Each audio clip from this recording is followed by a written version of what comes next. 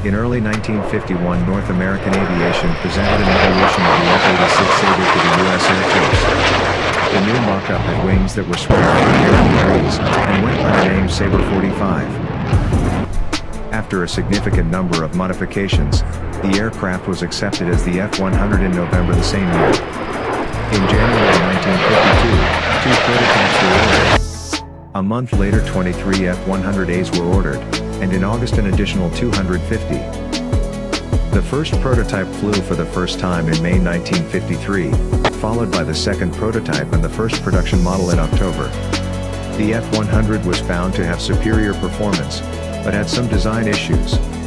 The aircraft could develop a sudden yaw and roll, which would happen too fast for the pilot to correct and would quickly overstress the aircraft structure to disintegration.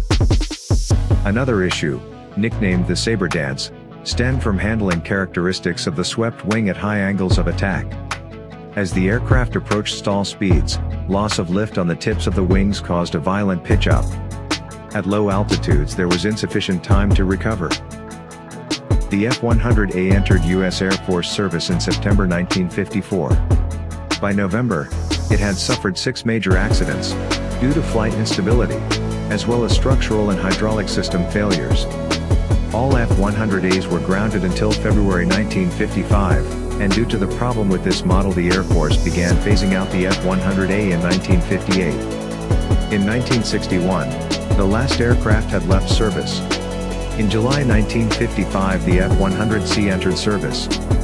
The F-100C was intended to be a fighter bomber, but it shared the flaws of the F-100A.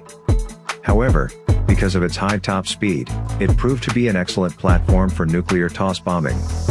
Eventually, the model was equipped with a yaw damper and a pitch damper, but when the F-100C was phased out in 1970, 85 aircraft had been lost in accidents.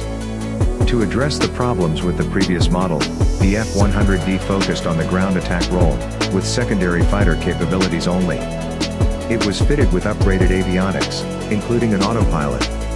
The wingspan was extended and the tail area increased to improve the flight characteristics.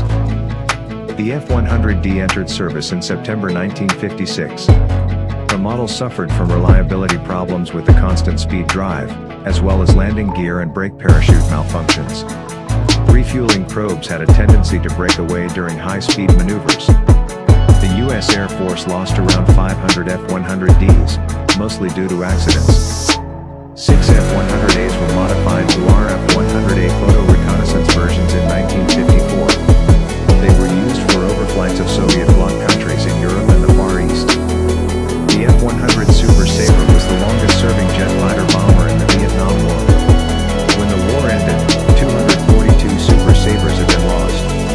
186 were shot down by anti-aircraft fire, 7 were destroyed from Viet Cong attacks on air bases, and 45 crashed in operational incidents. The F-100 was also used by Turkey, Taiwan, and France. The French Air Force used it as a fighter bomber in the Algerian War. When the F-100 retired from U.S. service in 1979, 889 aircraft had been lost in accidents, killing 324 pilots.